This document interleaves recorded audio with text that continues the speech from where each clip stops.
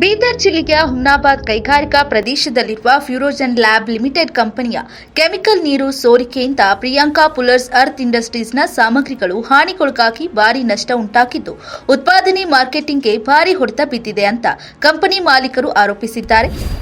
ನಮ್ಮದು ಪ್ರಿಯಾಂಕಾ ಪುಲ್ಲರ್ಸ್ ಅಂತ ಕಂಪ್ನಿ ರೀ. ಮತ್ತು ನಮ್ಮ ಬಾಜು ಇರತಕ್ಕಂಥದ್ದು RKM ಕಂಪ್ನಿ ಮತ್ತು ಫ್ಯೂರೋಜನ್ ಲ್ಯಾಬ್ ಲಿಮಿಟೆಡ್ ಕಂಪ್ನಿ ಅಂತೇಳಿ.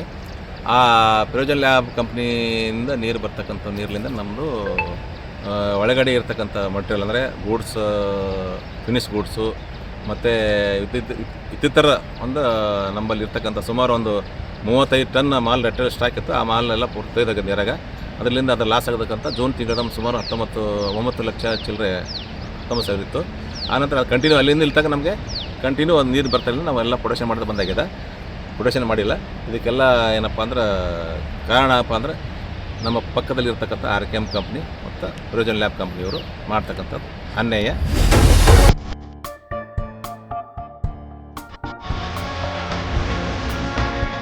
ಕಲಬುರಗಿ ಮೂಲದ ಪಾರ್ವತಿ ಬೆಳಮಗಿ ಒಡೆತನದ ಪ್ರಿಯಾಂಕಾ ಪುಲ್ಲರ್ಸ್ ಜೂನ್ 2024ರಿಂದ ಇಲ್ಲಿವರೆಗೆ ಉತ್ಪಾದನೆ ಮಾರ್ಕೆಟಿಂಗ್ ನಿಲ್ಲಿಸಿದ್ದು 1 ವರ್ಷದಲ್ಲಿ 1,19 ಲಕ್ಷ ರೂಪಾಯಿ ನಷ್ಟ ಆಗಿದೆ.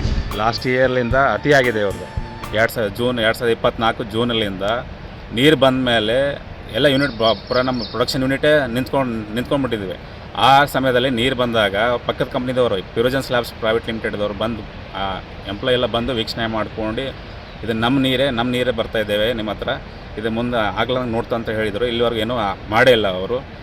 ಅದೇ ಥರ ನಿಮಗೆ ಅಲ್ಲಿ ಜೂನ್ ತಿಂಗಳು ಹಿಡ್ಕೊಂಡು ಲಾಸ್ಟ್ ಇಯರ್ ಜೂನ್ ತಿಂಗಳ 2024 ಹಿಡ್ಕೊಂಡು ಇಲ್ಲಿವರೆಗೂ ಈ ಡೇಟ್ವರೆಗೂ ಈ ಜೂನ್ವರೆಗೂ ನಮ್ಮದು ಆಗಂತ ಏನು ಲಾಸ್ ಇದೆಯಲ್ಲ, ನಾವು ಇಲ್ಲಿವರೆಗೂ ಆಯಿತು ಮಂತ್ಲಿ ಏನದ ಸುಮಾರು 4,30,000 ರೂಪಾಯಿ ನಮ್ಮದು EMI ಇದೆ. ಅಂದರೆ ಲೋನ್ EMI ಅಂದರೆ ರೀಪೇಮೆಂಟ್ ಮಾಡ್ತೀವಿ. ಅದೇ ನಂತರ ನಮ್ಮದು electricity bill minimum charges fix charges ಕೊಟ್ಟು 70 ಸಾವಿರ ಇದೆ.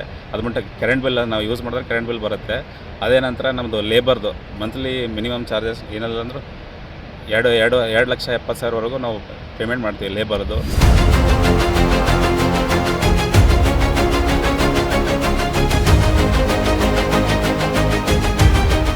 ಕಂಪನಿ ಸ್ಥಗಿತಗೊಂಡಿದ್ರೂ ವಿದ್ಯುತ್ ಬಿಲ್, ಕಾರ್ಮಿಕರ ವೇತನ, ಬ್ಯಾಂಕ್ EMI ಅಂತ ಪ್ರತಿ ತಿಂಗಳು 7 ಲಕ್ಷ ರೂಪಾಯಿ ಅಧಿಕ ಖರ್ಚು ಬರ್ತಿದೆ ಅಂತ ಅಳಲನ್ನ ತೋಡಿಕೊಂಡಿದ್ದಾರೆ.